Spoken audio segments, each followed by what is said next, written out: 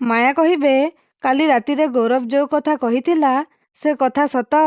ଏହାପରେ ରୁବି କହିବେ, ମାୟା ଦେଖ ମୁଁ ତାପରେ ମାୟା କହିବେ, ଦିଦି ମୁଁ ଏଣୁ ତେଣୁ କଥା ଶୁଣିବାକୁ ଚାହୁଁନି। ହଁ କି ନା ସିଧାସଳଖ ମୁଁ ତୋ ମୁହଁରୁ ଶୁଣିବାକୁ ଚାହୁଁଛି।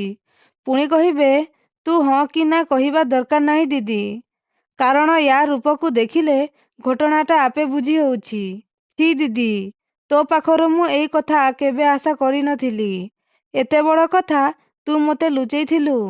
ତୋ ପାଇଁ ମୁଁ କାଲି ପିଇସୀମା ସାଙ୍ଗେ ଲଢ଼ିଥିଲି। ତୋରି ପାଇଁ ତାଙ୍କ ପାଖରେ ମୁଁ ଚ୍ୟାଲେଞ୍ଜ ଦେଇଥିଲି। ଏବେ କ'ଣ କରିବି କହ? କି ଉତ୍ତର ଦେବି ମୁଁ ପିଇସୀମାଙ୍କୁ? ଏବେ ଯଦି ପିଇସୀମା ତୋତେ ଆଉ ତୋ ଝିଅକୁ ଏ ଘରୁ ବାହାରି ଯିବା ପାଇଁ କୁହନ୍ତି, ତାହେଲେ ମୁଁ କିଛି କରିପାରିବିନି।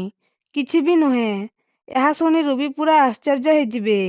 ଆଉ କହିବେ, ଯଦି ଏମିତି କଥା, ତାହେଲେ ନୀଲମ ବିଷୟରେ ଏସବୁ ଜାଣିବା କଥା ଏକା ମୁଁ ନୁହଁ, ଏ ବିଷୟରେ ବି ତ ପଲ୍ଲବୀ ଆଉ ଆଦର୍ଶ ବି ଜାଣିଛନ୍ତି। ତାପରେ ପଲ୍ଲବୀ ଆଶ୍ଚର୍ଯ୍ୟ ହେଇଯାଉଛନ୍ତି। ପୁଣି ରୁବି କହିବେ, ସେ ଦି ଜଣ ବି ଏ କଥା ତୋ ପାଖରେ ଲୁଚେଇଛନ୍ତି। ତାହେଲେ କ'ଣ ସେ ଦି ଜଣଙ୍କୁ ବି ତୁ ଏ ଘରୁ ବାହାର କରିଦେବୁ? କହ ମାୟା, ଯଦି ସାହସ ଅଛି ତାହେଲେ ସେମାନଙ୍କୁ ବି ଘରୁ ବାହାର କରି ଦେଖା। ତାପରେ ରିମଝିମ୍ ମନେ ମନେ କହିବେ, ଠିକ୍ ସମୟରେ ଠିକ୍ କଥା କହିଛନ୍ତି ରୁବି ଆଣ୍ଟି। ଏବେ ଜଣାପଡ଼ିବ ବଡ଼ ମାଙ୍କର ଟାଣ କେତେ। ତାପରେ ରୁବି କହିବେ, ଚାହିଁ ରହିଲୁ କାହିଁକି ମାୟା, ଦେ ସଜା ସେମାନଙ୍କୁ।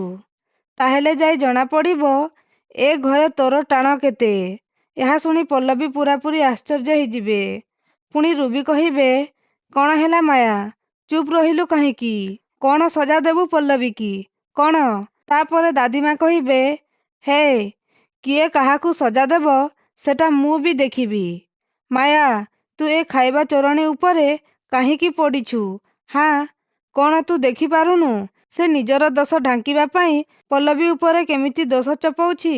ଏହାପରେ ମାୟା କହିବେ, ପଲ୍ଲବୀର କୌଣସି ହରକତ ମୋ ଉପରେ କିଛି ଫରକ ପଡ଼େଇବନି ପିଇସୀମା, କାରଣ ପଲ୍ଲବୀ ଉପରେ ମୋର କୌଣସି ଆଶା ନାହିଁ। ବାକି ରହିଲା ଆଦର୍ଶ, ସେ ତ ପଲ୍ଲବୀ ଉପରେ ହଁ ମାରିବା ପିଲା। ତା ନିଜର ବୁଦ୍ଧି ସୁଦ୍ଧି ସବୁ ହରେଇ ସାରିଲାଣି। ଏହାପରେ ଦାଦିମା କହିବେ, ମାୟା, ମୁଁ ତତେ କହିଲି ନା ସେ ଖାଇବା ଚୋରଣୀ କଥାରେ ତୁ ପଡ଼ନି ବୋଲି।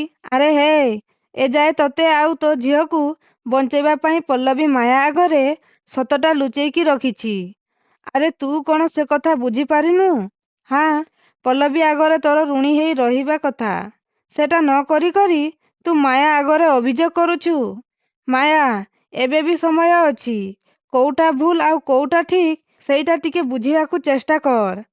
ଆରେ ତୋରି ଭଉଣୀ ତୋ ଆଖି ଆଗରେ ତତେ ଉସ୍କେଇକି ତୋ ଘର ଭାଙ୍ଗିବାକୁ ଚେଷ୍ଟା କରୁଛି। ଆରେ ମୁଣ୍ଡକୁ ଟିକେ ନେ, ମୂର୍ଖ କୋଉଠିକାର। ଏହାପରେ ରୁବି ରାଗିକି କହିବେ, ବାସ୍ ପିଇସୀମା, ବହୁତ ହେଇଗଲା। ଆପଣ ବଡ଼, ସେଇଥିପାଇଁ ମୁଁ ବହୁତ ସହିଗଲି। କିନ୍ତୁ ଏବେ ଆଉ ନୁହଁ।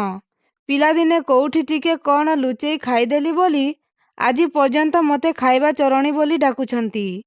ଆଉ ମୋତେ ମୁଁ ମୋ ଭଉଣୀର ଘର ଭାଙ୍ଗିବା କଥା କହୁଛନ୍ତି।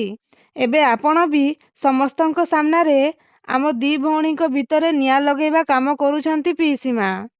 ଆଉ ଏବେ ଆପଣଙ୍କୁ କ'ଣ କୁହାଯିବ? ଏହାପରେ ମମତା କହିବେ, ରୁବି ଦିଦି, ପ୍ଲିଜ୍ ଆପଣ ଟିକେ ଚୁପ୍ ରୁହନ୍ତୁ।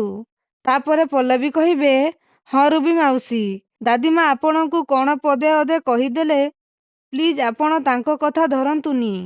ଏହାପରେ ରୁବି କହିବେ, ନାଇଁ, ମୁଁ ଧରିବି। କାହିଁକି ସେ ମୋ ନାଁରେ କହିବେ ନା। ମୁଁ ପଚାରୁଛି, ଆପଣ କିଏ? କ'ଣ ଭାବୁଛନ୍ତି ଆପଣ ନିଜକୁ? ଭଗବାନ ନା କୌଣସି ନ୍ୟାୟ ଦେବତା, ଯେ ଏଠିକି ଆସିକି ସମସ୍ତଙ୍କ ଉପରେ ହୁକୁମ ଜାହିର କରିବ? ଯଦି ମୁଁ ମୋ ଘର ଛାଡ଼ି ଏଠି ଆସି ଆଶ୍ରୟ ନେଇ ପଡ଼ି ରହିଛି, ତାହେଲେ ଆପଣ ବି ତ ଆପଣଙ୍କ ଘର କହୁଥିବେ।